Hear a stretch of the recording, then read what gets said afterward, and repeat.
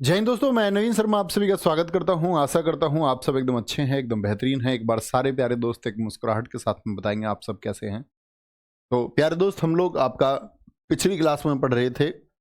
मैंने जो जिक्र हम कर रहे थे वो जिक्र हमने किया था वेद और वेदांगों का।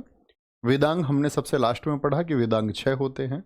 आप सब लोगों ने रिवीजन भी किया होगा। एक दिन आपकी कक्षा नहीं हुई पिछले कल में, तो ऐसे ही आपको रिवीजन का एक टाइम मिलता रहता है। संडे भी रिवीजन का टाइम आपको मिलता है। तो ये रिवीजन जो है आपका, आप रोज भी लगभग जो मैं पढ़ाता हूँ उसको हर रोज 5, 7, 10 मिनट पढ़ने का प्रयास कीजिए। 10 मिनट भी पढ़ेंगे हर रोज हर सब्जेक्ट को। जो जीएस का है बहुत फोकस के साथ में आप क्लास में पढ़ेंगे तो आपको कभी नहीं रोना होगा कि जी मैं रिवीजन कैसे करूं, उसका मुझे टाइम नहीं मिल रहा। इसका मतलब होता है आप क्लास को फोकस के साथ पढ़ें और उसके बाद 5 से 7 मिनट में आप क्लास को रिवाइज कर सकते हैं बड़े आराम से। ठीक है, तो आज हम चलेंगे महाकाव्य काल पर। महाकाव्य काल से पढ़ते हुए हम लोग महाजनपद काल की तरफ चढ़ेंगे, फिर मगध साम्राज्य की तरफ हम चलेंगे। ठीक है, तो महाकाव्य काल से किसको कहा जाता है? महाकाव्य काल कहा जाता है आपका, अगर हम बात करें महाकाव्य जिसमें लिखे गए,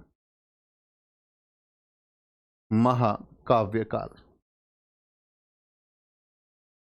महाकाव्य काल वह काल है जिसमें महाकाव्य लिखे गए। जैसे पुराना काल साबित होता है रामायण का। रामायण महाभारत से पहले गठित हुई, क्योंकि रामायण के बहुत सारे पात्रों का और बहुत सारी घटनाओं का वर्णन महाभारत में है। रामायण के बाद में महाभारत, और महाभारत में ही एक अंश है, आप सब लोग जानते होंगे, श्रीमद् भगवत गीता जी। तो ये महाकाव्य काल है। अच्छा, आप बताएं, जैसे कि हम अगर महाकाव्यों की बात करते हैं, आपका मानना क्या है कि रामायण सच में हुई थी या नहीं हुई थी? ये प्रश्न है। लेकिन महाभारत की हम बात करें, हुई थी या नहीं हुई थी?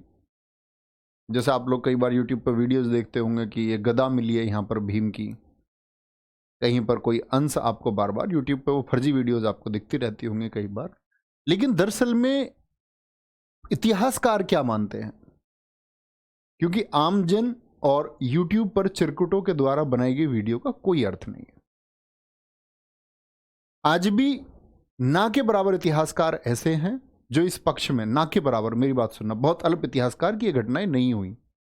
अधिकतम इतिहासकार इस बात को मानते हैं कि महाकाव्य काल का एक समय था। जैसे लगभग 7000 वर्ष पहले का समय रामायण का, 7000 बीसी, आज से 9000 साल पहले, और 5000 बीसी, आज से लगभग 7000 साल पहले महाभारत के काल को लोग मानते हैं। लेकिन सबसे बड़ी चीज उसके मानने के पीछे क्या है? वो मानने का कारण दोस्त है कि जो ये रामायण है, जो महाभारत है, ये महाकाव्य, इन पर जो मार्ग दिखाया गया है, मार्ग कौन सा है? सत्य का मार्ग।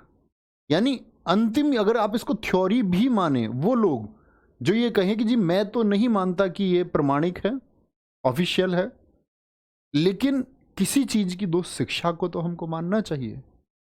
प्रमाणिकता की बात अगर हम छोड़ें तो फिर हम आते हैं सीख और शिक्षा, एजुकेशन क्या दी है? क्या? सत्य का प्रयोग, यानी कि अंत में क्या होता है? सत्य की ही जीत होती है। सत्यमेव जयते। आप दोनों कहानियां जानते हैं, दोनों स्टोरीज, दोनों महाकाव्य। अब क्योंकि किसी के मस्तिष्क पर इस बात का जोर नहीं दिया जा सकता कि आप महाभारत को माने ही, या रामायण के बारे में किसी को ये नहीं जोर दिया जा सकता कि आपको रामायण माननी ही पड़ेगी, उसकी स्वेच्छा का विषय है। लेकिन बात है कि दोनों में जिन महर्षियों ने इसको लिखा, तो आप सोचें कि उस समय कितनी शानदार रचना की होगी। रामायण इनके द्वारा वाल्मीकि, महाभारत वेद व्यास, और संत में क्या दिखाते हैं? अंत में दिखाते हैं कि जो सत्य है वो विजेता होता है, और असत्य कितना भी शक्तिशाली हो, वो पराजित हो ही जाता है। ठीक है, इतनी बात में कोई दिक्कत? तो यही महाकाव्य काल है। इनसे क्या क्या प्रश्न बनते हैं ये सब हमको जानना है। तो महाकाव्य काल देखेंगे। वेदांग में आपको बता चुका पिछली क्लास में, इनका क्या अर्थ होता है। आज की क्लास को कंटिन्यू करेंगे। तो पाणिनि अष्टाध्यायी, ये पुस्तक मैं आपको जिक्र कर चुका था, इसकी आवश्यकता ही नहीं है। ठीक है, ये कहाँ पर जिक्र हमने किया था, आप लोगों को याद होगा कि जो व्याकरण है, प्रथम वैयाकरण कौन है, वो पाणिनि है, बता चुका था जी। आज की क्लास पर चलते हैं रामायण से। रामायण का अर्थ होता है राम धन अयन, ये इसका संधि विच्छेद है, जिसका मतलब है दोस्त राम का मार्ग। और राम का मार्ग कैसा है, यही रामायण है। जैसे एक घटना दोस्त सिखाई जाती है कि जब भगवान राम राजा दशरथ के पुत्र हैं, एक राजा के पुत्र हैं, जब वो युवराज होने वाले हैं, उस समय तक वो उतने प्रतापी नहीं है, उस समय तक उनकी इतनी ख्याति नहीं है। लेकिन जिस समय वो त्याग को अपनाते हैं, जिस समय वो अपने पिताजी के दिए वचन के अनुसार अपनी माता के शब्दों के पूर्ण हो पाए, दशरथ ने जो वचन दिया वो पूर्ण हो पाए, तो वन को चले जाते हैं। तो जब उन्होंने त्याग किया, जब उनके 14 वर्ष हैं, जब वो 14 वर्ष वन में रहते हैं, वहां वन के उनके जो कष्ट हैं, माँ सीता का उनके साथ जो वहां जीवन है, वहां पर एक भाई प्रेम आपको देखने को मिलता है लक्ष्मण का भगवान राम के प्रति। तो आप ये देख पाते हैं कि वो जो 14 वर्ष की यात्रा है, वो उनको पुरुषोत्तम बनाती है। पुरुषोत्तम यानी कि पुरुषों में उत्तम। मैं आपको कई बार बताता हूं दोस्त, इस जीवन में श्रेष्ठ बनना आसान है, लेकिन उत्तम कोई कोई बन पाता है। उत्तम मतलब उससे बेहतर स्टेज कोई हो ही नहीं सकती, वो सबसे बेहतरीन स्टेज है। तो भगवान राम अपने 14 वर्ष की इस त्याग तपस्या में क्या बनते हैं, एक युवराज से एक पुरुषोत्तम बनते हैं। तो वो उनके पुरुषोत्तम बनने की कहानी जो दुनिया को ये सीख देती है कि भाई अगर मार्ग हो तो मार्ग ऐसा होना चाहिए, तो क्या बोलेंगे, वो रामायण है। रामायण को संस्कृत भाषा में सबसे पहले किसने लिखा, महर्षि वाल्मीकि ने लिखा। इसके बाद आपके क्वेश्चन लेंगे, ठीक है, पहले टॉपिक ध्यान से आप नोट करें। अवधि में किसने लिखा है, गोस्वामी तुलसीदास ने। एसएससी के क्वेश्चन, एसएससी इस तरह के क्वेश्चन पूछता है, उनको कोई मतलब नहीं है वहां क्या घटना हुई कैसे हुई, क्योंकि उन सबको बच्चा पढ़ भी नहीं सकता। भाई जरूरी थोड़ी है कि ऐसा हो सकता है ना, विभिन्न धर्मों के बच्चे परीक्षा को देते हैं, बहुत जगह कभी छूने भी नहीं देंगे। तमिल कम्बन बहुत इंपॉर्टेंट है कि तमिल भाषा में रामायण का अनुवाद किसने किया है, मूल कौन है, सब कुछ सारा का सारा डेटा कहां से आया, वाल्मीकि जी से आया। जैसे वाल्मीकि जी वाली जो रामायण है उसमें कहीं वर्णन नहीं मिलता कि भगवान श्री राम ने अग्नि परीक्षा ले ली।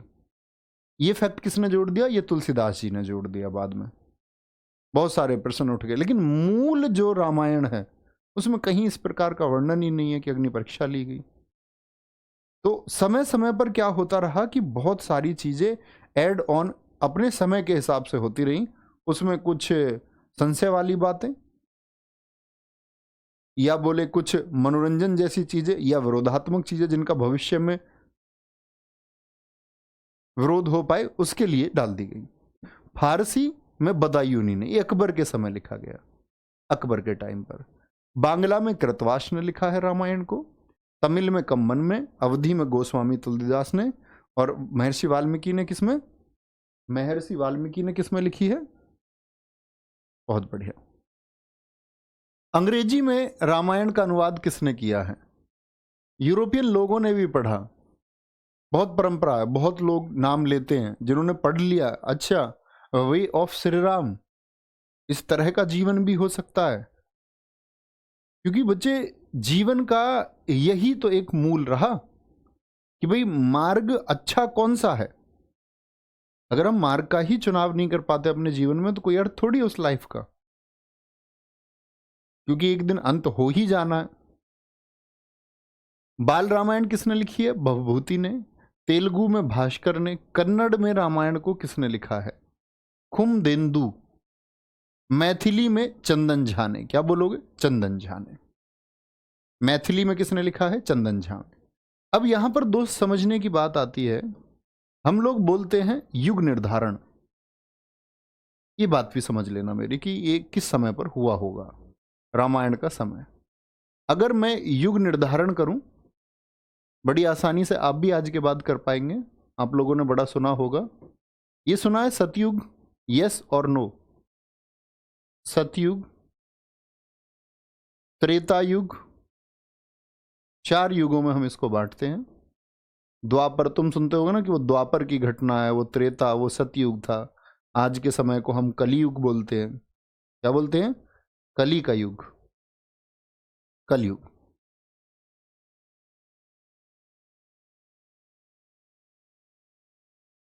युग निर्धारण सुना है सबने? देखो ऐसे बोलना आप, जो कलयुग का समय माना गया है ये 4,32,000 साल माना गया है, लाख वर्ष। कि ये जो कलयुग है, जब से भी कलयुग शुरू हुआ, कलयुग मतलब जब व्यक्ति का पतन होना शुरू हो गया, जब व्यक्ति नीचता की हरकतों में आ गया, वो समय कौन सा है? वो कलयुग का समय है। अभी बताएंगे उदाहरण देकर के इसके बहुत अच्छे, कैसे कलयुग हम कह सकते हैं। अभी ये समझो, पहले आपसे कोई पूछे द्वापर का समय कितना रहा होगा, तो अब से लेकर के 4,32,000 साल आगे के, या जितना ये हो चुका उसको भी ऐड ऑन कर, ये दुगुना है। द्वा मतलब दुगुना, तो क्या बोलोगे? 4,32 में 2 की गुणा करोगे, ये समय रहा है 8,64,000 साल का। 4,32 का 2 गुना, 4 का 3 गुना करोगे तो 4 तिया 12, 12,96,000 वर्ष ईयर। ठीक है, कितना कर दिया? 4,32 का 2 गुना, इसको 4 गुना कर दीजिए, तो क्या बोलोगे? 4 गुना करोगे तो 4 चौक 16, 30 चौक 120, 2 चौक 8, 17, 28 लाख वर्ष। तो सतयुग चला है अपने इस समय। सबसे पहले कौन सा? सतयुग। इस समय के जो मनुष्य था उसकी आयु बहुत बड़ी रही, आपकी तरह नहीं रहा होगा 60-70 साल बाद का। आप देखोगे आपसे पहले जो आपके दादाजी थे उनकी एज ज्यादा थी कि कम थी? ज्यादा थी। तो उससे पहली अगर 5 पीढ़ियों को देखें तो वो और ज्यादा जीते होंगे। उससे पिछली और 100 पीढ़ियों की बात करें तो उनका जीवन, आप ये बात समझ सकते हैं कि मनुष्य जीवन, ये वैज्ञानिक सिद्धांत है कि घट रहा है, उम्र कम होती जा रही है। तो उम्र पहले ज्यादा थी। कहते हैं कि इस समय के मनुष्य की आयु बहुत अधिक थी। कोई कोई व्यक्ति या ऋषि, जैसे कि मैंने आपको बताया, इस समय पर जवान होने जैसी व्यवस्थाएं भी थी। च्यवन ऋषि के बारे में मैंने आपका जिक्र किया कि च्यवन ऋषि बुजुर्ग जैसे ही होते और फिर जवान हो जाते, उसका वर्णन भी मिलता है। कोई दिक्कत? क्या बोलेंगे? सतयुग 17 लाख। अब बोलेंगे भैया ये बात करें, भैया आपने रामायण 7,000 साल, नहीं बच्चे, रचना की बात हमने की है कि रामायण और महाभारत जैसे लेख ये इतने समय पहले लिखे गए। रामायण कितनी पुरानी है ये कोई नहीं जानता। अब वैसे तो आप सिंधु घाटी सभ्यता के समकालीन बोल देंगे आज से। ये रचना है कि रामायण की रचना इस समय हुई, महाभारत की रचना इस समय वेद व्यास ने की। घटनाएं कब हुई उसका कोई काल निर्धारण किसी के पास नहीं है। नो वन नोज, कोई भी नहीं। महाकाव्य काल का मतलब कि ये रचनाएं जो महाकाव्य हैं, यानी कि रामायण महाभारत, ये इस समय के हैं। आगे आएंगे। अच्छा, सतयुग कैसा समय था? आप क्या बोलेंगे? ये कुलीनता का समय था। लोग झूठ बोलने से भी डरते थे। मतलब कोई झूठ भी अगर किसी के मुख से निकल जाए तो उसका भी पश्चाताप करे, इतना डर ईश्वर का, किसी शक्ति का था कि दुनिया को कोई शक्ति चलाती है। ठीक है। त्रेता युग जो आता है, त्रेता युग जो आता है, इसमें क्या होता है? ये रामायण का काल माना गया है कि रामायण शायद इस समय पर घटित हुआ होगा। तो रामायण में क्या है आप बताएंगे? भाई का भाई से कितना प्रेम है। लक्ष्मण राम को कितना प्रेम करते हैं, लक्ष्मण कितनी इज्जत करते हैं अपनी भाभी सीता की। क्या कहते हैं, कुंडल दिखा करके भगवान से राम ने क्या पूछा? उन्होंने पूछा कि जब कुंडल गिर गए तो उन्होंने पूछा क्या ये तुम्हारी भाभी सीता के? उन्होंने कहा मैंने तो कभी उनके कान देखे ही नहीं, मैंने तो चरण देखे हैं उनके हमेशा। तो वो एक उच्च पराकाष्ठा का समय है। भरत जिस भाई को सिंहासन मिल चुका है वो तब भी भाई के सम्मान में, बड़े भाई के सम्मान में खड़ा रख के बैठा हुआ है। तो लोग अपने रिलेशंस की, बहुत कदर करते हैं। फिर आता है द्वापर का समय। इसमें माना गया है कि द्वापर के समय में महाभारत घटित हुई, महाभारत घटित हुई। महाभारत में क्या होता है आप बताएंगे? तो आप कहेंगे महाभारत में घटित हुआ भैया ये कि लोगों के लालच सामने आ गए। आप सोचे कि दुर्योधन अपनी भाभी को नग्न कर देना चाहता है चीरहरण के द्वारा सभा में, भाई भाई से लड़ रहे हैं, तो क्या होता जा रहा है आप देख सकते हैं, समाज का पतन होता जा रहा है। और अभी कौन सा समय? अभी युग है कलयुग का। आज के समय को शायद बताने की जरूरत नहीं है, आज कैसा टाइम है, ठीक है, अब देखेंगे। तो ये क्या हुए, ये ट्रांसलेशंस हैं किसके? रामायण के। रामायण किस युग की घटना है? तो क्या बोलेंगे, त्रेता के समय की घटना उसको माना गया है, कब की? त्रेता के समय की घटना, ठीक है। आगे आएंगे। रामचरितमानस में कितने कांड हैं भाई साहब? 7 कांड हैं, बोलेंगे। बहुत बढ़िया सर जी, ये सब क्या पूछा जाता है? नहीं भाई साहब, कभी परीक्षा में आपसे नहीं पूछा जाएगा, ये आपके ज्ञान के लिए है, क्योंकि परीक्षा में तो आपके वाले सेट में 10 क्वेश्चन आएंगे, सिर्फ 10 या 8 क्वेश्चन हिस्ट्री से। बालकांड क्या बोलेंगे? रामचरितमानस में कितने कांड हैं? 7 कांड, ठीक है, दिखाएंगे।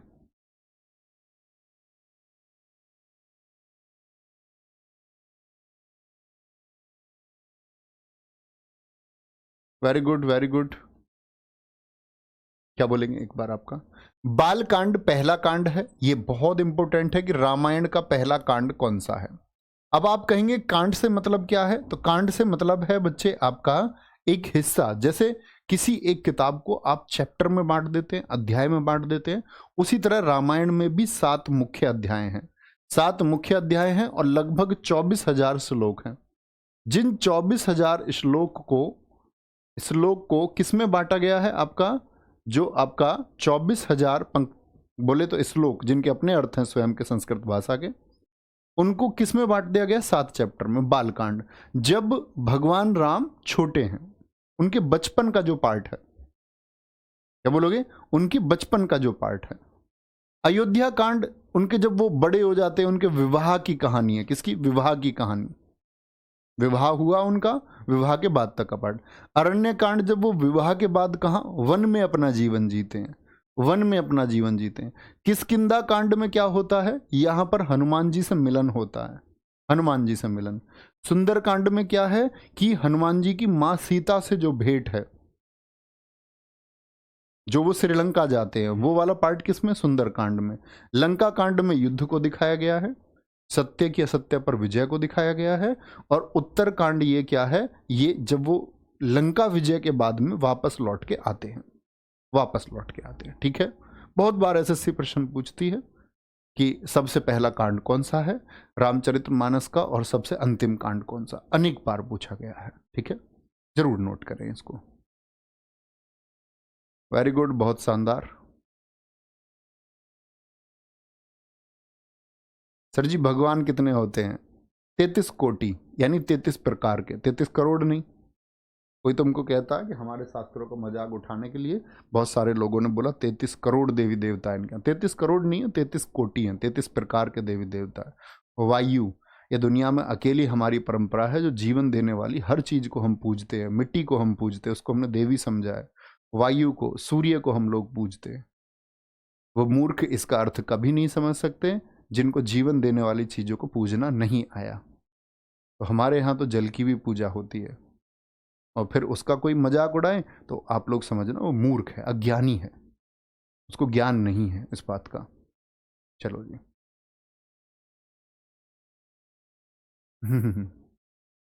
बहुत बढ़िया।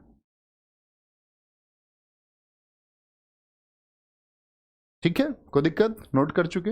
रामचरितमानस कितने चैप्टर्स में है? 7 कांड में। 7 7 किसमें? आपका 7 कांड में, जिनको हम पुस्तक के भाग कहते हैं, इसमें बटी हुई है। फिर हम आते हैं महाभारत पर। महाभारत के लेखक लिख लेना। महाभारत का पुराना नाम आपको पता होना चाहिए। किस नाम से जानते हैं महाभारत को? महाभारत का पुराना नाम क्या है? पुराना नाम क्या है? जय संहिता। महाभारत को और किस नाम से जाना जाता है? जय संहिता। ठीक है। और लेखक मैंने आपको अभी बताए, अब भी वो लोग आंसर करें सारे। लेखक कौन है? वेद व्यास। कहते हैं गणेश जी ने इसके लेखन का काम किया था, वेद व्यास बोलते रहे थे, वेद व्यास इसको बोलते रहे थे। बहुत thank you Nandini Tarun, too much thank you बच्चे। ठीक है। पुराण 18 हैं। सबसे पुराना पुराण कौन सा है? पुराण कितने हैं हमारे? पुराण है हमारे 18। सबसे पुराना पुराण। अब आप कहेंगे जी पुराण, पुराण का अर्थ ही होता है पुराना, यानी जो पुराना ज्ञान था उसको समझाने के लिए। जैसे स्कंद पुराण लिखा गया, मत्स्य पुराण लिखा गया, शिव पुराण बहुत बच्चे पढ़ते हैं। ठीक है। तो ये जो मत्स्य पुराण है, इसमें कौन से वंश की जानकारी मिलती है? सातवाहन वंश के बारे में लिखा गया है। यानी पुराण आधुनिक समय की लिखी गई रचनाएं हैं। ठीक है। ये सातवाहन वंश जब आप इतिहास में पढ़ेंगे, क्योंकि एसएससी प्रश्न पूछता है कि मत्स्य पुराण में किस वंश के बारे में जानकारी मिलती है, तो सातवाहन वंश था बच्चे। ठीक है। सातवाहन वंश को आप अभी नहीं जानते, सातवाहन क्या है आप जानेंगे धीरे धीरे। कुशल पाल सिंह जी बहुत सारा प्यार दोस्त। भगवान विष्णु के 10 अवतार। कहीं कहीं पर आप अगर बात करें, हम लोग 10 अवतारों की बात करते हैं, तो क्या भगवान विष्णु के कितने अवतार आप जानते हैं? तो अन्य अन्य रचनाओं के अनुसार कहीं पर 10 अवतार बताए गए, मुख्य 10 अवतारों की मानता है। लेकिन जो भागवत पुराण है, भागवत के अनुसार 22 अवतार बताए गए हैं। कितने? 22 अवतार। और ये मानव विकास का सबसे बड़ा सिद्धांत है इस दुनिया में। मुझे जरा आंसर करें, मैंने आपको डार्विन थ्योरी बताई, डार्विन ने मनुष्य का जीवन सबसे पहले कहां पर बताया है? जरा बताएंगे। डार्विन ने, बोलेंगे एक बार फटाफट से, डार्विन ने मनुष्य का जीवन कहां पर बताया था? मेरे दोस्त, मैं आपके कमेंट्स पढ़ने के लिए नहीं आता, मैं आपको पढ़ाने के लिए आता हूँ। रिक्वेस्ट है, फोकस करें, नहीं तो जीवन में रोगे जब आप असफल रह जाओगे। पढ़ना है हमेशा। एक बच्चा कह रहा गुरुजी रिकॉर्डिंग क्लास है, अपना नाम पुलवाने के चक्कर में। रिकॉर्डिंग क्लास है, नहीं तो मेरा जवाब मुझे मिल जाता। ये शानदार बच्चे जिन सब ने वाटर लिखा है, जल लिखा है, गजब। इतना मतलब आप उन प्यारे बच्चों की श्रेणी में आ चुके हो जो कम से कम ये जानते हैं कि मनुष्य का जीवन जल से शुरू हुआ है। बहुत शानदार। अब समझना, तो भगवान विष्णु का पहला जो अवतार है वो भी क्या है? मत्स्य अवतार है। यानी मानव विकास का सिद्धांत डार्विन भी यही कहता है, और वो हमारे शास्त्रों की थ्योरी के एकदम नजदीक है। क्या मनुष्य का जीवन कहां हुआ है? सबसे पहले मत्स्य के रूप में। दरअसल में एक था आपका राजा सत्यव्रत। ये छोटी छोटी कहानियां सुनना, ये मानव विकास की कहानी है। राजा सत्यव्रत था। ठीक है। राजा सत्यव्रत, दरअसल में राजा सत्यव्रत एक बहुत दानी और पुण्य आत्मा भारत का राजा था। तो उसके समय पर क्या हुआ, अब समझना तुम। इस समय भगवान विष्णु का मत्स्य अवतार आया, जो ये दर्शाता है कि सबसे पहले मछली ही थी, जीवन जल में पैदा हुआ। आप कहेंगे भैया फिर राजा सत्यव्रत कहाँ पैदा हुए थे? तो राजा सत्यव्रत एक कैरेक्टर लेना इस बात से पड़ रहा है ताकि मछली का संदर्भ जोड़ा जा सके। तो वो एक बार अपने कमंडल से पूजा कर रहे थे, जैसे उन्होंने जल भरा तो उनके उस कमंडल में क्या आ गई? मछली आ गई। वो मछली कमंडल से बड़ी हो गई। अगले दिन ही वो मछली ने जगह मांगी, मुझे कहीं रखो। उन्होंने उसको घड़े में रख दिया। एक दिन में घड़े से भी बड़ी हो गई। फिर उसको एक सरोवर में रख दिया, तालाब में रख दिया, तालाब से बड़ी हो गई। वो समझ गए कि भैया कोई देवीय मछली है। और फिर उसके बाद में वो समुद्र में उनको रख दिया, तो समुद्र भी थोड़ा पड़ गया। तब उन्होंने ये सिद्धांत दिया कि एक व्यक्ति है जो हमारे वैदिक ज्ञान को, किसको? वैदिक ज्ञान को, हैग्रीव नाम का राक्षस था। बोले हैग्रीव नाम का जो राक्षस है हमारे वेदों को लेकर के कहीं छिप गया है, और कुछ दिन के बाद में फिर बाढ़ आदि पैदा होगी, तो तुम एक बड़ी सी नाव लेकर के उसमें सप्त ऋषि, जो 7 ऋषि हैं, सारे सभी प्रकार के अनाज, उनके बीज और जितनी भी औषधि है, मेडिकेशन है, उस सब की औषधि लेकर के उस नाव पर सवार हो जाना, क्योंकि फिर सब कुछ जल में डूब जाएगा।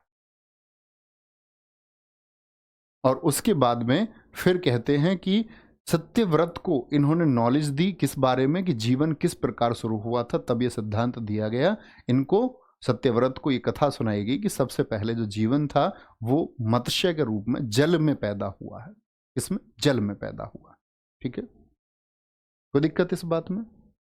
कूर्मा अवतार, भगवान विष्णु का दूसरा अवतार है कूर्मा अवतार। इसको हम बोलते हैं कच्छप अवतार। कूर्मा का मतलब होता है कछुआ, कूर्मा का मतलब होता है कछुआ। जितने भी बच्चे कमेंट कर रहे हैं ये मैं मान सकता हूं मेरे दोस्त, आप सुन ही नहीं रहे हैं, और सुन ही नहीं रहे हैं तो मेरे बोलने का कोई अर्थ नहीं है। फिर मैं बाकी अध्यापकों की तरह आपको जो चीज़ें फिक्स होती है वो चीज़ें पढ़ाने लग जाऊंगा, तो आप खुश रहेंगे। आपकी वजह से उन अच्छे बच्चों का लॉस हो जो जानना चाहते हैं। इतनी स्पीड से कमेंट चल रहे, पता नहीं क्या लिख रहे हो तुम सब। रुकिए थोड़ा, थोड़ा रुको प्लीज, आपसे प्रार्थना, आपके पैर पकड़ूं मैं आपको सिखाने के लिए। इसमें मेरा कोई मोटिव नहीं है, मैं चाहता हूं आपकी जिंदगी बेहतर हो। थोड़ा तो रुको भाई, इतनी कमेंट लिख रहे हैं। कोई कह रहा सर जी कल छुट्टी रहेगी, कुछ रहेगी। बेटा सिलेक्शन के दावेदार नहीं हो अभी आप, सीख जाओगे। जिस दिन दर्द की अनुभूति होगी, जिस दिन दर्द होगा उस दिन समझोगे। आगे आएंगे। कूर्मा अवतार, जो बच्चे अच्छे हैं वो सुने, बाकी तुम कमेंट करते रहो, छुट्टी के, परसों के, कल के। खराब बच्चे बनोगे, अच्छे बच्चे नहीं हो। ये आप ये दर्शाते हैं दोस्त, आपको जीवन में कोई कुछ भी सिखाएगा, आप अपनी मर्जी से चलेंगे। और जब अपनी मर्जी से चलते हो तो फिर गुरु मत चुनिए, फिर व्यवसाय चुनिए कोई, फिर कोई अर्थ नहीं है। हाँ मित्र, कछुआ क्यों? दरअसल में समझे, समुद्र मंथन किस किस ने सुना है? अच्छे बच्चे प्लीज ध्यान दें, वो कोई कमेंट ना करें, वो कोई कमेंट ना करें प्लीज। उन सब से, हर एक बच्चे और बच्ची से पैर पकड़ के एक प्रार्थना है, क्योंकि मैं समझता हूँ आप लोग मीडियम फैमिली से होंगे, एक दिन दुखी होंगे, दुनिया आपको एक दिन परेशान करेगी, उसके लिए आपका बहुत आगे जाना जरूरी। समुद्र मंथन क्या था? दरअसल में यहां देखो, ये यहां पर जो राक्षस है वो एक्टिव हो गए। राक्षसों के द्वारा क्या हुआ कि भगवान इंद्र का, राजा बलि, असुरों के राजा बलि के द्वारा इंद्र की कुर्सी को छीन लिया गया। इंद्र कौन है? बहुत ताकतवर भगवान है। तो इंद्र की जब कुर्सी चली गई तो ताकत तो बची नहीं, सब जगह राक्षसों का राज है। तो सब लोग गए नारायण के पास में, भगवान विष्णु के पास लोग सॉल्यूशन के लिए जाते। तो नारायण के पास जब गए तो उन्होंने बताया एक मार्ग कि भैया अभी कोई ऐसा तरीका नहीं है कि तुम राक्षसों से जीत पाओ, अभी बस इनसे दोस्ती कर लो, दोस्ती कर लो, इनको अपने हितों की पूर्ति करो और फिर बाद में इनका अंत करना। बोले जी कैसे अंत होगा? तो उन्होंने कहा अंत होगा इस प्रकार से, अंत इस प्रकार से होगा कि तुम लोग समुद्र मंथन करो। दूध मथा जाता है आपके घर या नहीं? आप कहेंगे नहीं भैया दूध नहीं, दही मथी जाती है। तो दूध का जब दही बना लेते हैं आप, तो उसको मथते हैं, उससे क्या निकलता है बताएंगे जरा एक बार, लिखें जनरल सेपरेशन। तो आप कहेंगे मक्खन निकलता है भैया, घी निकलता है। तो उन्होंने बोला कि समुद्र को मथना है, तो समुद्र को जब मथा जाएगा तो उससे अमृत निकलेगा, और बाद में उसको तुम पी लेना, तो तुम देवता अमर हो जाओगे, फिर राक्षस तुमको कभी नहीं मार पाएंगे। सॉल्यूशन यही है, नहीं तो असुर ताकतवर हैं, तुम्हारी रेल बनाएंगे। उन्होंने कहा ठीक है ये करते हैं, देवताओं से मिले, क्योंकि दोनों के सामूहिक काम से ही काम होगा। तो भैया वासुकी एक नाग रखा गया, जैसे नेती होती है ना, नेती जो रस्सी से आपने घर देखा हो, ऐसे जिसको रस्सी को पकड़ के, वो नेती बोलते हैं उसको। तो वासुकी नाग को बनाया गया, वासुकी नाग को बनाया गया ऐसे, एक तरफ राक्षस लग गए और एक तरफ देवता लग गए ऐसे। अब एक ऐसी चीज भी होती है, इस पर रस्सी बंधी होती है जो ऐसे घूमे, वो मंदराचल पर्वत को, कौन से पर्वत को? मदराचल पर्वत को, एक पहाड़ को लिया गया कि पहाड़ को घुमा जाएगा। समुद्र छोटी चीज थोड़ी, उसमें रही थोड़ी चला दोगे, या आपके घर जो इलेक्ट्रिक मशीन चलती है वो थोड़ी चला दोगे। तो मदराचल पर्वत, पूरे समुद्र को मथना है। अब वो रुके नहीं नीचे मदराचल पर्वत, तो कैसे परेशानी आई? तो नीचे भगवान ने ये कूर्मा अवतार लिया, कच्छप लिया। 1 योजन की कमर वाला कच्छप लिखा गया है इसको। 1 योजन में 8 किलोमीटर होते हैं, यानी 8 लाख किलोमीटर का एक कछुआ जो भगवान विष्णु बने, और उनकी कमर पर एक बेस बना उनके खोल पर, तब उस समुद्र को मथा गया। समुद्र मंथन से बड़ी गजब चीज है हलाहल निकला, सबसे पहले विष को बोलते, पॉइजन, जहर को। सब देवता और असुर मरने लगे इसे पी करके। तब भगवान शिव जी को आह्वान किया गया। उन्होंने विष को कहाँ धारण किया हुआ है? अपने गले में, इसीलिए उनको नीलकंठ कहते हैं। शरीर में नहीं उतरने दिया उनको, गले में ही रोक लिया। नुकसान तो तब पहुंचाएगा जब अंदर पहुंचेगा। कहते कुछ बूंदे गिरी, वो इन जो डंक वाले लोग हैं, बिच्छू है, सांप है, इन सब से उन जीवों का निर्माण हुआ। अन्य चीजें ये सब जैसे आपने देखा होगा, कामधेनु गाय देवताओं के पास थी। जब देवताओं की दावत होती थी, ऋषियों को दी उन्होंने, ऋषियों के पास रही। कुछ भी चाहिए इस गाय से प्राप्त किया जा सकता था। बड़े बड़े आयोजन, भोजन आदि के लिए लोग ऋषियों से कामधेनु गाय को मांग कर ले जाते थे। किसी राजा के यहाँ दावत होती, कामधेनु गाय को जाते, दूध आदि जो कुछ चाहिए कामधेनु गाय के द्वारा पैदा किया जाता। ऐरावत हाथी आपने सुना होगा। ऐरावत किसका हाथी है? ये भैया जी ऐरावत हाथी है। अब मैं आपको प्याज और लहसुन से रिलेट करने वाला हूं, थोड़ी देर में देखेंगे। ऐरावत हाथी किसका है? ये इंद्र का है, यहीं से निकला है।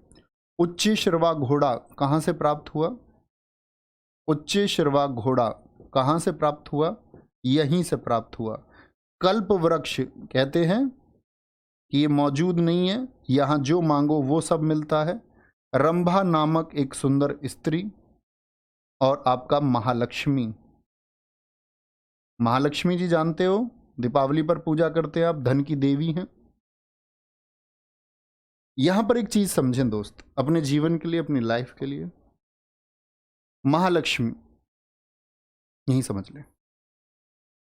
3 देवी बताई गई हैं मेरे मित्र, और याद कर लो, इस बात को अपनी कॉपी पर लिख लो, ये क्रम कभी नहीं बिगड़ना चाहिए। सबसे पहली देवी मां सरस्वती है, यानी आपको ज्ञान होना चाहिए।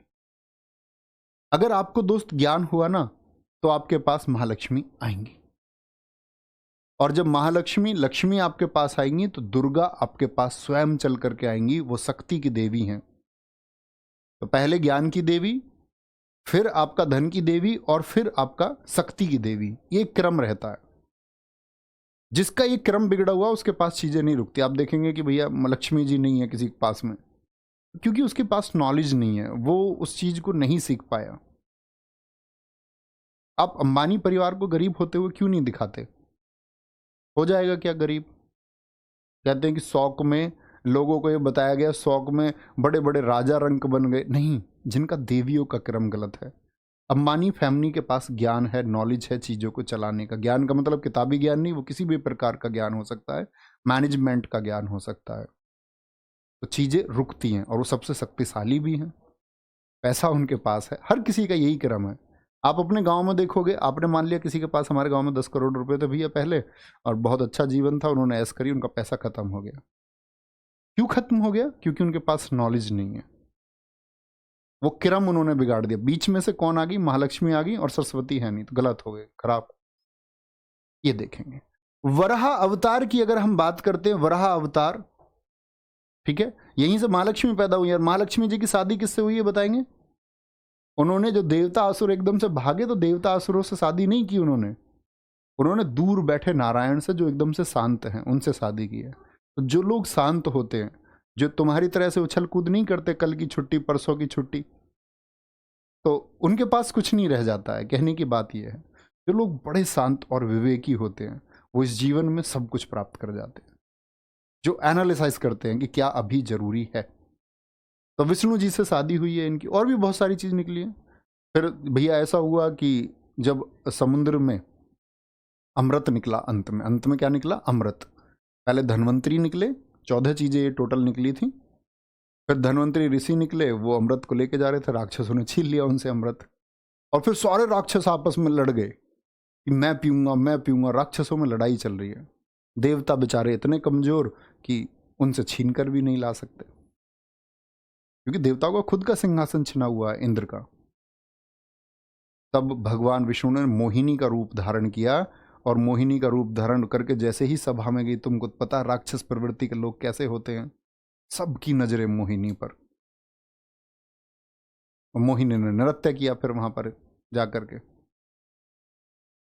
यहीं पर घटना आती है फिर आपका किसका? सुदर्शन चक्र से जिस राक्षस ने थोड़ा सा अमृत पिया, उसका गला भगवान विष्णु ने काट दिया। तो कहते हैं कि वो यहां आकर के गिरा, राजा हर्षवर्धन, जब मैं आपको पढ़ाऊंगा आपको बताऊंगा, कुंभ मेले 4 जगह पर लगते हैं भारत में। हरिद्वार, प्रयाग, नासिक और उज्जैन, ये 4 जगह वो हैं जहां पर उस छीना झपटी में अमृत की बूंदें गिरी हैं। और हमारी पौराणिक कथाओं के अनुसार ये माना गया है कि जहां पर राक्षस की उस हड्डी का वर्ण गिरा तो वहां से लहसुन, और जहां से रक्त वहां से प्याज। इसी के अनुसार बहुत सारे लोग मानते हैं कि उसको नहीं खाना चाहिए। लोग कहते हैं कि यार ये तो बेकार की कहानी हुई, दरअसल में कहानी सत्य है।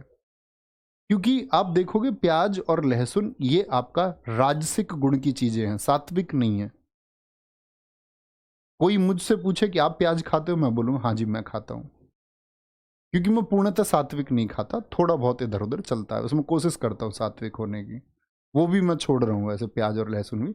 ऐसा नहीं है कि आप छोड़े, इस बात के लिए नहीं, क्योंकि जो सल्फर की अधिकता है प्याज में, सल्फर की अधिकता, और सल्फर को हम कहीं अन्य से चीज़ों से भी प्राप्त कर सकते हैं, लेकिन सल्फर की अधिकता आपकी बॉडी में कामवेग को बढ़ाती है और आपके ध्यान और ऊर्जा को कहीं और केंद्रित करती है।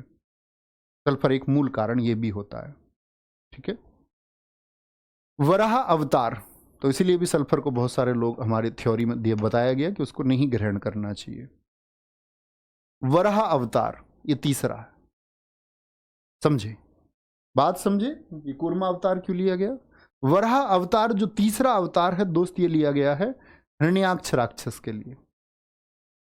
हिरण्याक्ष राक्षस था, और हिरण्याक्ष राक्षस ने क्या किया, पृथ्वी को जल में डुबो दिया।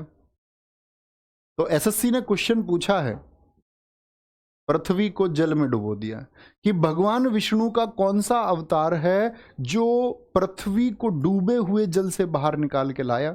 एसएससी सीजीएल 2021, एसएससी सीपीओ, तो ये प्रश्न पूछे जाते हैं, दोनों में रिपीट हो, 2020 और 2021 भी।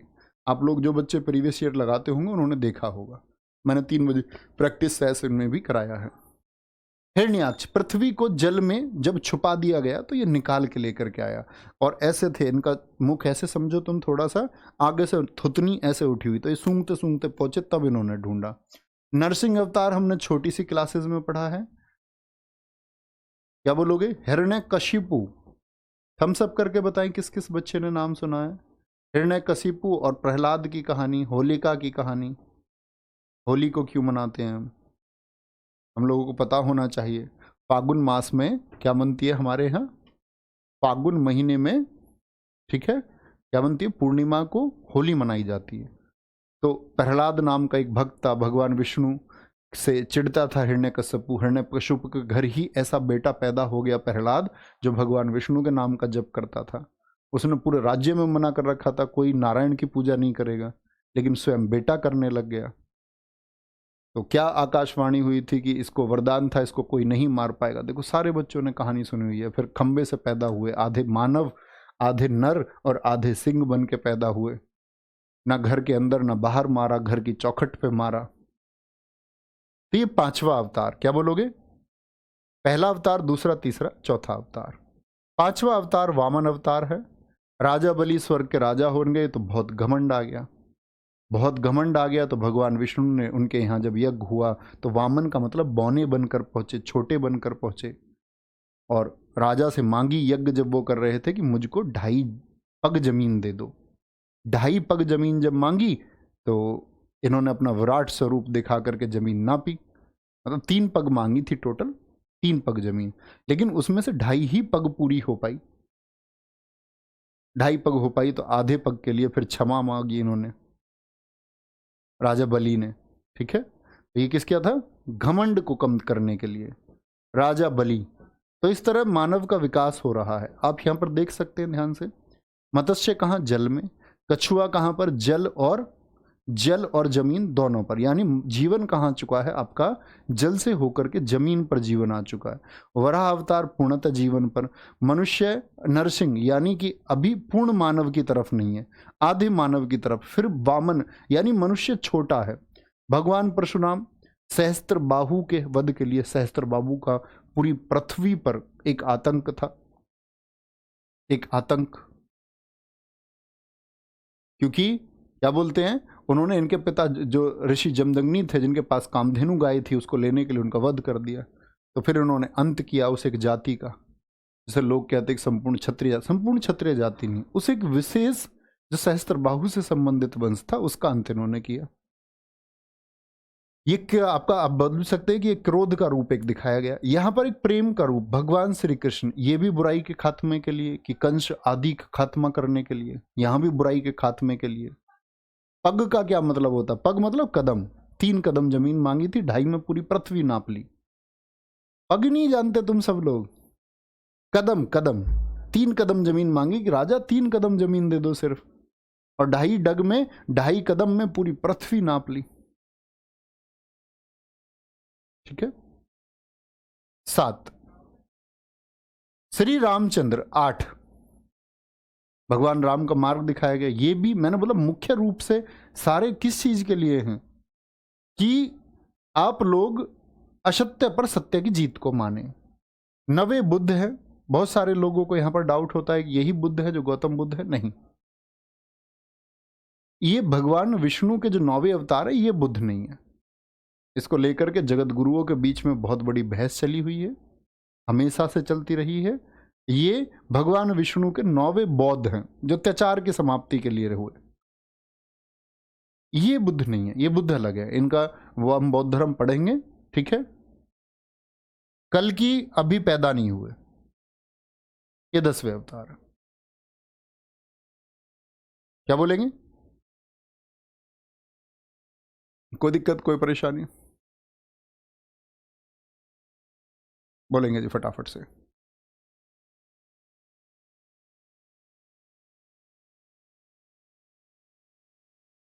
लिखेंगे एक बार।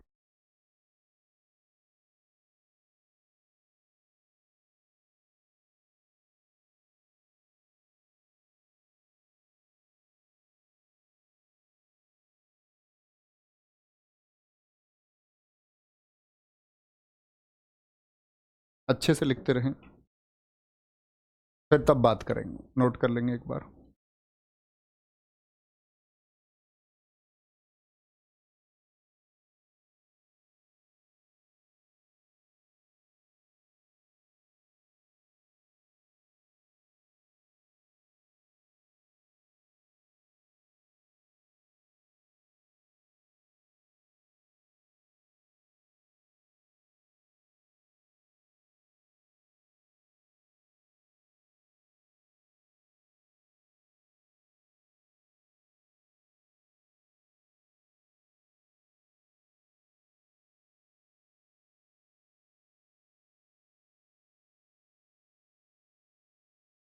ओके,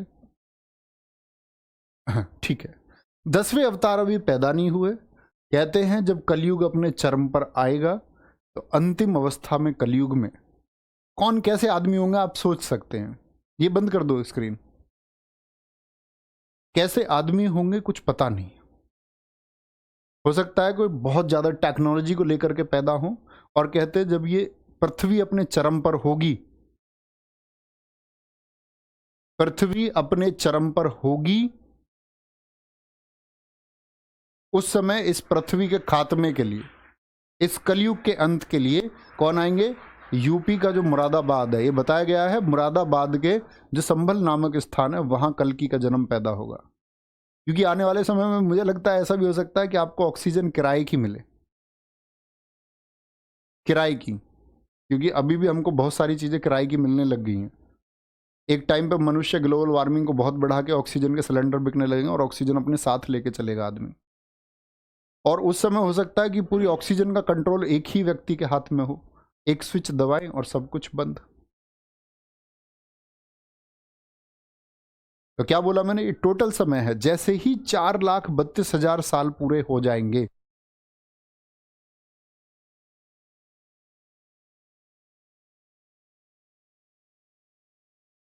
कोई दिक्कत, कोई परेशानी? बहुत बढ़िया। हाँ तो संभल वालों तुम देख लेना, तुम्हारे यहीं से शुरुआत होगी। सर कल्कि का पहले से कैसे पता है? बहुत कुछ पता है। जैसे आप थ्योरी लगा सकते हैं, जैसे बाइबल में कहा गया, कुरान में कहा गया कि कल भविष्य में मनुष्य हवा में उड़ेगा, तो हवाई जहाज आया। तो ये कल्पनाएं हैं कि ऐसा होगा। आप कहेंगे भैया हम तो तब तक नहीं रहेंगे, लेकिन मेरे दोस्त आप रह भी तो सकते हैं। उस समय अगर आप होंगे ये भी, तभी तो आपको भी ये एहसास होगा कि हम हैं मौजूद। तो जो उस समय होंगे उनको तो ये आभास होगा। सेम आपके सामने आज अगर कोई घटना हो तो एहसास आप ही को होगा। कोई दिक्कत, कोई परेशानी?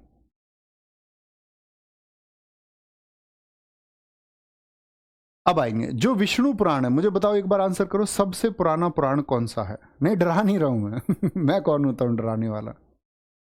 ईश्वर जो है ना बच्चे, भगवान का कॉन्सेप्ट इसीलिए आया कि इंसान के अंदर एक भय हो।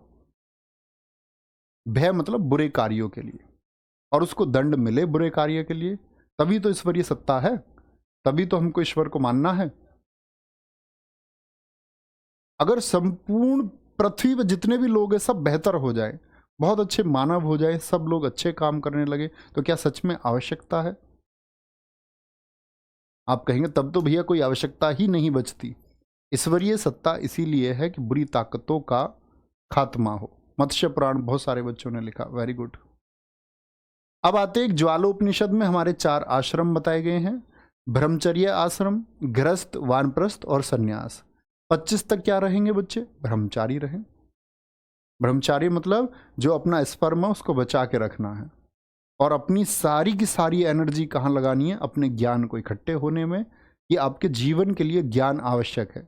आप कहेंगे भैया ज्ञान क्यों आवश्यक है, मैं तो अनपढ़ रहूंगा। तो बेशक आप रखिए, बेशक आप अनपढ़ रहिए, लेकिन ज्ञान कहते हैं कि जो व्यक्ति ज्ञान नहीं प्राप्त कर पाता तो वह उस प्रकार है जैसे भूखे को भोजन ना मिले।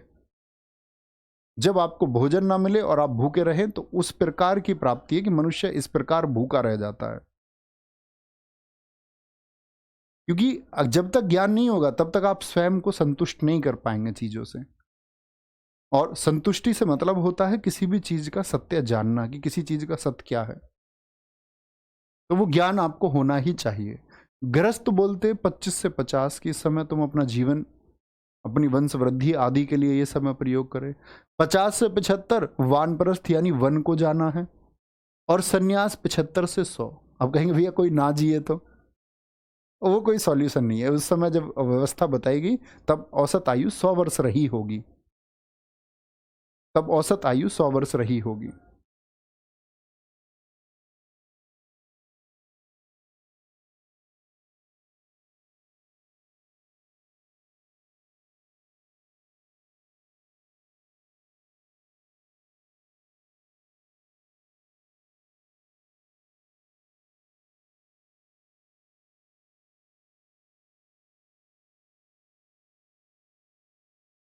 कोई दिक्कत, कोई परेशानी भाई?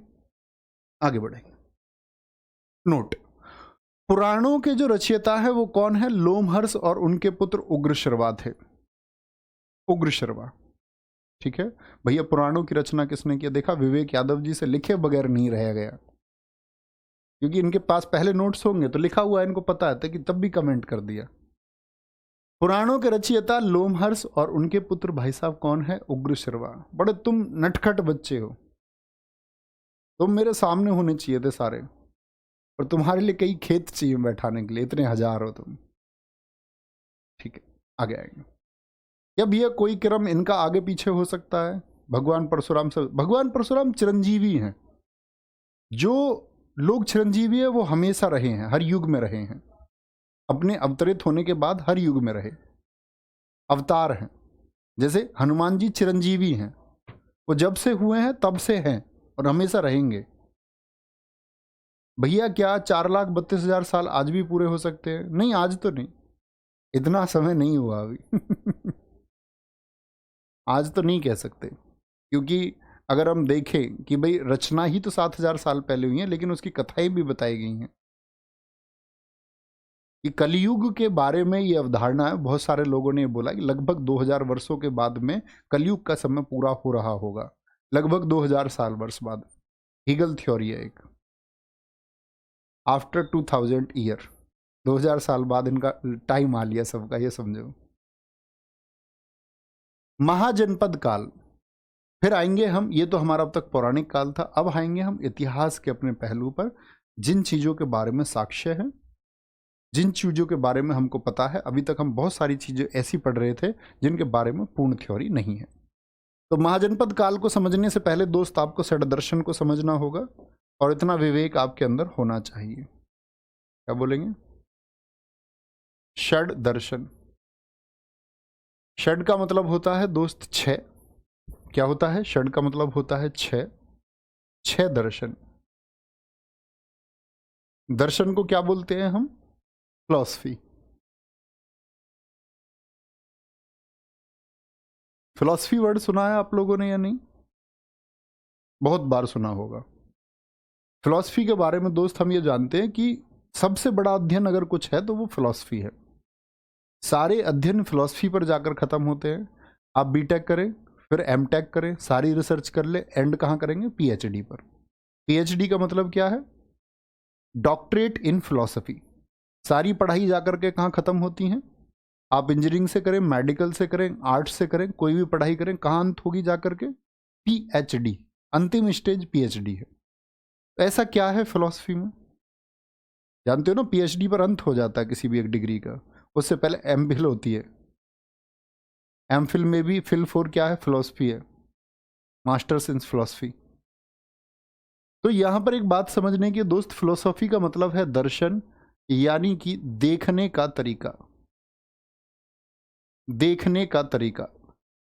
किसी चीज को आप कितने बेहतर तरीके से देख पाते हैं, कितने बेहतर तरीके से आप उसका एनालिसिस कर पाते हैं, यही दर्शन है। और इस दर्शन को हमारे यहाँ बताया गया है षड दर्शन। भारतीय परंपरा में लिखे कहाँ से गए? आधार वेद ही हैं इनके। वेदों से ही 6 ऋषियों ने 6 दर्शन दिए हैं हर एक चीज के बारे में। बहुत बढ़िया।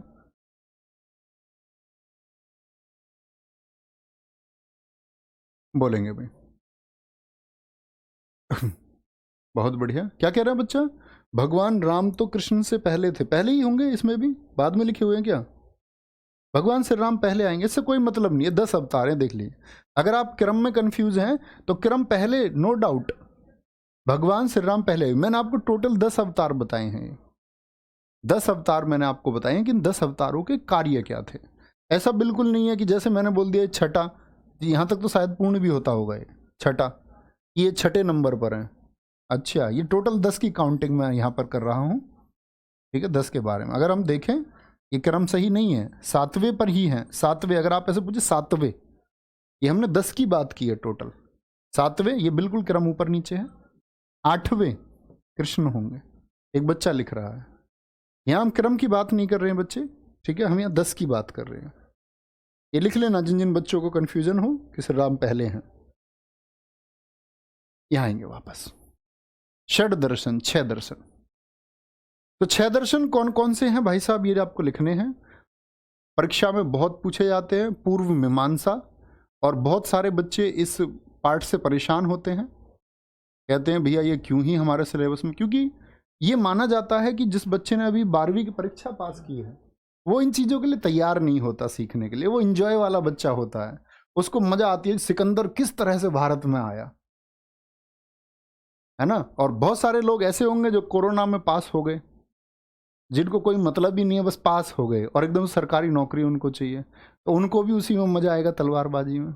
लेकिन क्या करें भैया, हनुमान जी अब कहाँ पर रहते हैं भाई साहब? हमारे घर रहते हैं।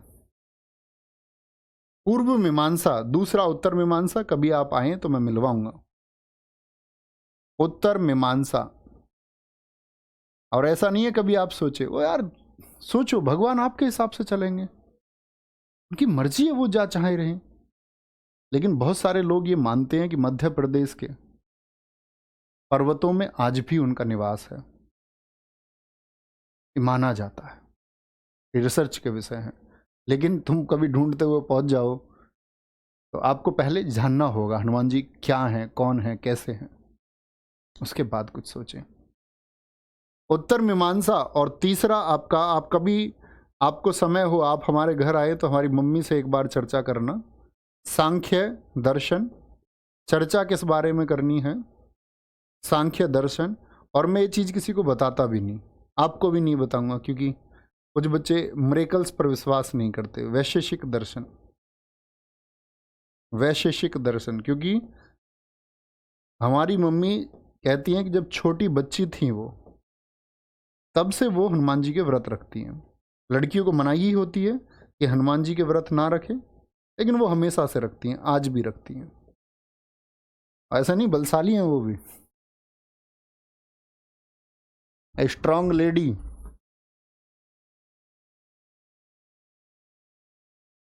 उनके बराबर साहसी और ताकतवर मैंने शायद किताबों में ही कोई पढ़ी हो, और हमारे सामने लाइव उदाहरण है।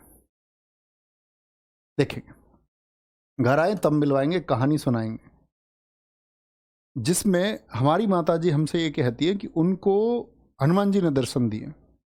झूठ कहती हैं, सच कहती हैं, कोई दिक्कत नहीं, क्योंकि मेरी माँ तो मैं तो सच मानूंगा, आप चाहें तो उसको झूठ मान सकते हैं। तो वो कहती है कि उनको दर्शन दिए और उनको बहुत सारे विकल्प भी दिए। और ये स्थिति ऐसी है कि हमारे गांव में एक रंजिश थी, एक झगड़ा था, तो हमारे पिताजी की, जैसे पुराने लोग हैं, तो एक चाहत थी कि मेरे 4 लड़के हों। वो उस समय के परिवेश की बात मैं बता रहा हूँ कि 4 लड़के हों, और 4 लड़के करने का उद्देश्य क्या हो सकता है एक गांव में, आप समझ सकते हैं। तो उस समय क्योंकि हमारी बड़ी बहन सबसे बड़ी है, एक बहन, एक सिस्टर और थी हमारी, वो घर के ट्यूबवेल में, ये पानी हमारी ट्यूबवेल है बाउंड्री के अंदर ही, उसमें डूब के एक्सपायर हो गई थी, 1 साल की कुल। फिर हमारे भाई थे, उनका 2 लड़की थी, एक भाई, और मैं गर्भ में था। तो सीधी सी बात है, पहले तो आप लोगों को पता होगा, पहले तो ये लोग, बड़ी आसान थी सारी चीज़ें देखना, क्या होगा क्या नहीं होगा, पहले गवर्नमेंट की इतनी रोक भी नहीं थी। तो इसे आप चमत्कार कहें, कुछ भी कहें, हमारी मम्मी ये कहती है कि तेरे होने से पहले मैंने तुझे ही मांगा है कि हमारे यहाँ लड़का होना चाहिए। वो कहती है विकल्पों में उन्होंने, हमारे घर में एक चौक है, इसमें भरा हुआ सोने का एक भंडार मुझे दिखाई दिया, इस तरह की चीज़ें चाहिए, तब मैं इस दुनिया में आया हूँ। ये थ्योरी मेरी मम्मी मुझे बताती है, वो मेरे अनुसार सही है, मैं उसे अपने जीवन में महसूस भी करता हूँ कई बार। तो षड दर्शन क्या है, देखने का तरीका। अब मैंने तुमको एक कहानी बताई, अब आप इस कहानी को कई पहलुओं से सोच सकते हैं, यही दर्शन है। कुछ बच्चे इसको सकारात्मक मान के इसकी पॉजिटिव चीजें ढूंढेंगे, ये दर्शन है। कुछ कहेंगे क्या मूर्खता की कहानी है, क्योंकि हमारी माताजी ये कहती हैं कि एक लड़की पैदा होनी थी और हमारे घर एक लड़का पैदा हुआ। आप कहेंगे ये तो विज्ञान के खिलाफ बात हुई, तो विज्ञान के खिलाफ बात हुई तो ये क्या हो गया, हमारा दर्शन हो गया। हम अब सोच पा रहे हैं कि विज्ञान के अनुसार तो लिंग निर्धारण पहले ही हो जाता है भ्रूण में, कि लड़का होगा कि लड़की होगी। आप सोच पा रहे हैं, ये क्या है, आपकी दर्शन है, ये फिलॉसफी है। आपका नजरिया क्या है, आपका नजरिया क्या है। तो पूर्व मीमांसा ये लिखा ऋषि जैमिनी ने। कौन है इसके रचयिता, पहले मैं सबके रचयिता बता देता हूं, एग्जाम में बहुत पूछे जाते हैं। जैमिनी इसके रचयिता हैं। उत्तर मीमांसा, जिसको हम ब्रह्म सूत्र कहते हैं, ब्रह्म सूत्र कहते हैं। उत्तर मीमांसा के जो रचयिता हैं वो वादरायण हैं। वादरायण नामक ऋषि लोग हैं, बारे बच्चे, ऋषि लोग, पूजनीय लोग। सांख्य दर्शन कपिल मुनि का है, कपिल मुनि, कपिल मुनि।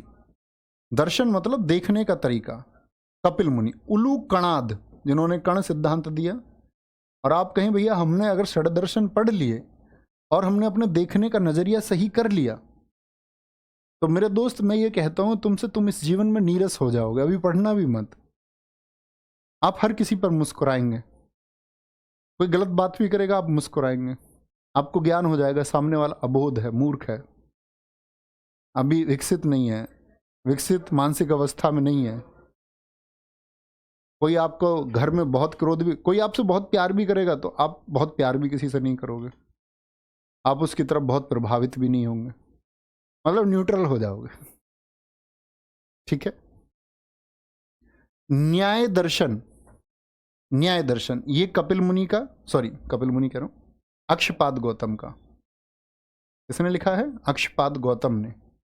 आप कहेंगे भैया क्या न्याय जैसी व्यवस्था पहले नहीं थी जो गौतम ने लिखी थी, इन्होंने लिखा है उसको। रामायण पहले हुई थी, वाल्मीकि जी ने लिखा है उसको, उसके बारे में बताया है। योग दर्शन पतंजलि ऋषि का। अब आप कहेंगे कि योग पहले नहीं था, हिंदुस्तान में पहले भी योग था, लेकिन सुंग वंश में जब पुष्यमित्र सुंग भारत के इस वैदिक ज्ञान खत्म होते ज्ञान को जब इस हिंदुस्तान में सब लोग, बड़ी इंटरेस्टिंग कहानी मैं तुमको बताऊंगा कि कैसे इस देश में लोग जैनिज्म और बौद्धिज्म की तरफ बढ़े और सनातन को खत्म करने का प्रयास किया गया, तब योग दर्शन पुष्यमित्र सुंग जिन्होंने उसको स्थापित किया, वैदिक संस्था को या वैदिक सभ्यता को, सनातन व्यवस्था को फिर से व्यवस्थित किया, उनके समय पर पतंजलि ने अष्टांग योग को लिखा। तो योग पहले से है, लेकिन योग के बारे में लिखा पहली बार किसने है? वो पतंजलि ने। ठीक है, आगे आएंगे, आगे देखेंगे। अब ये दरअसल में पूर्व मीमांसा क्या है? ये है, एक तो ऐसे समझना, मैं तुमको अगर कभी ऐसे मूर्ख बोलता हूं तो रियली सॉरी, मैं ये नहीं कहना चाहता तुम पागल हो, ये प्यार में निकलता है, वो एक्सट्रीम वर्ड है। जानने की इच्छा, जैसे आप मैं बोलूं, आप में से कुछ बच्चे मूर्ख हैं जिनको कोई मतलब ही नहीं है किसी चीज से, उनको सीधे सीधे बस रट लेना है, तो वो क्या रह गया? हमेशा बुद्धू रह गया, मूर्ख रह गया। जानने की इच्छा किसी चीज के बारे में, आप कुछ कुछ देखना चाहते, आसमान नीला क्यों है? आसमान नीला क्यों है? पृथ्वी पश्चिम से पूर्व ही क्यों घूमती है, जबकि अरुण ग्रह नहीं घूमता, शुक्र नहीं घूमता, वो पूर्व से पश्चिम, ऐसा क्यों है? लाल रंग दूर तक क्यों दिखाई देता? आप कहेंगे वेवलेंथ ज्यादा, वेवलेंथ ज्यादा लाल ही की क्यों है? तो ये जिज्ञासु होने के तरीके हैं। आप किसी भी एक चीज पर प्रश्न करने लग जाएं, इसका मतलब जानने की इच्छा, और जानने की इच्छा किन चीजों के प्रति पैदा हो, और जानने की इच्छा में जानने का क्रम क्या होना चाहिए, ये पूर्व मीमांसा में जैमिनी ने बताया है। उत्तर मीमांसा ब्रह्म सूत्र, इसमें जब आप बाकी चीजों के बारे में जानने लग जाते हैं, मान के चलो आप जान गए, पदार्थों के बारे में जान गए कि ठीक है इस रूम में एसी लगा हुआ, मैं इसके सोचने लग जाऊं एसी के बारे में, क्या टेम्परेचर है इसका, गर्मियों में क्या ये, सर्दियों में क्या ये गर्म भी कर देगा, इस तरह के प्रश्न मैं करने लग जाऊं। 16 टेम्परेचर इसमें न्यूनतम होता है, 16 ही क्यों होता है, कैसे, क्या प्रोसेस है, ये हो गया। तो जो मैटेरियल वर्ल्ड के बारे में हम जान गए, भौतिक विज्ञान के बारे में हम जान गए, फिर चीजें बचती है ब्रह्म वाली। ब्रह्म की इच्छा फिर हमारे अंदर होती है, ब्रह्म को जानने की इच्छा। ब्रह्म मतलब सत्य, जानने की इच्छा, मरने के बाद मेरे शरीर का क्या होगा, आत्मा क्या है, मनुष्य क्या बार बार जन्म लेता है, 84 लाख योनियों का सत्य क्या है, 84 लाख साल के बाद में जीवन मिलेगा, उस तरह के प्रश्न। तालियां की बज रही हैं सर, 89 लैक्स हो चुके हैं आप सबके प्यार की वजह से, इसलिए तालियां बज रही हैं दोस्त। ठीक है, सांख्य दर्शन, एक बच्चा कह रहा है सर क्वेश्चन कहां से करें? स्वयं से प्रश्न करें दोस्त, और उत्तर ढूंढे इस दुनिया में। इसीलिए तो कहते थे गुरुकुल, इसीलिए तो थे, वहां पर जो ऋषि होते थे वो छात्रों को यही तो समझाने का प्रयास करते थे। सर आप थोड़े डिफरेंट है, लेकिन मुझे लगता है आज आपने कंफर्म कर दिया। नहीं भाई साहब, ऐसा कुछ नहीं है, ये मैंने एक कहानी आपको मात्र सुनाई है। ठीक है, सांख्य दर्शन कपिल मुनि का, जो किसके बारे में बताते हैं? आपका सृष्टि रचना के बारे में। सृष्टि रचना कि पृथ्वी जो है या ये संपूर्ण जगत ब्रह्मांड जो है किस प्रकार पदार्थों से बना हुआ है, कितने प्रकार के पदार्थ हैं। कण पार्टिकल थ्योरी इन्हीं कणाद सिद्धांत ने हमारा दिया, डाल्टन फाल्टन ने नहीं दिया, किसी नील बोर ने परमाणु मॉडल नहीं दिया, सबसे पहले इन्होंने दिया इस दुनिया में। वैशेषिक दर्शन उलूक कणाद का क्या बोलेंगे? इनके द्वारा, कण थ्योरी ऋषि कणाद के द्वारा दी गई। क्या बोलेंगे? ये देते हैं आपका इंद्रिय जैसे बुद्धि आदि के ज्ञान के बारे में आप बात करने लग जाए। मोक्ष का मार्ग क्या है, इंद्रियों पर नियंत्रण कैसे पाए। बहुत सारे हिंदुस्तान में लोग गुफाओं में बैठे हुए हैं कुंडली जागरण के लिए। मस्तिष्क में एक चीज पैदा होती है कुंडलिनी, सर्पिनी कुंडली। कहते हैं जिसकी कुंडलिनी विकसित हो गई उसको इस दुनिया में सारे जवाब मिल गए। महात्मा बुद्ध जी ने तपस्या की इतने वर्षों तक, ज्ञान प्रकट हो गया, अंतर्ज्ञान, सारी ही चीजों के जवाब मिल गए। महावीर स्वामी जी तपस्या की, ज्ञान प्राप्त हो गया। ऋषि परंपरा के अनुसार भारतीय हजारों ऋषियों ने ज्ञान प्राप्त किया। बहुत सारे लोग कुंडलिनी जागरण की विधियों में लगे हुए हैं। कुंडलिनी अटक भी जाती है, व्यक्ति विक्षिप्त भी हो जाता है, पागल भी हो जाता है। कुंडलिनी जागरण में मस्तिष्क की अगर उच्चतम अवस्था पर नहीं पहुंची तो पागल भी कर देती है, और आदमी फिर पूरे जीवन पागल भी रहते हैं। बहुत सारे ऋषि हमारे हिंदुस्तान में, ऋषि परंपरा के लोग कुंडली जागरण में पागल हो गए। तो इंद्रियों पर नियंत्रण, मोक्ष प्राप्त करने की इच्छा और हर एक चीज पर नियंत्रण, ये सब के बारे में किसमें? आपका वैशेषिक दर्शन में। न्याय दर्शन कहता है बच्चे आपका जांच पड़ताल, कि किसी चीज का कोई तरीका जो हम बात कर रहे हैं वह सही है या नहीं है। जांच पड़ताल की बात न्याय में, यानी कि जो कोई चीज है, आप कुछ बात बोल रहे हैं, मान के चलो एक छोटा सा उदाहरण लेते हैं, हालांकि इसके लिए पूर्ण नहीं होता।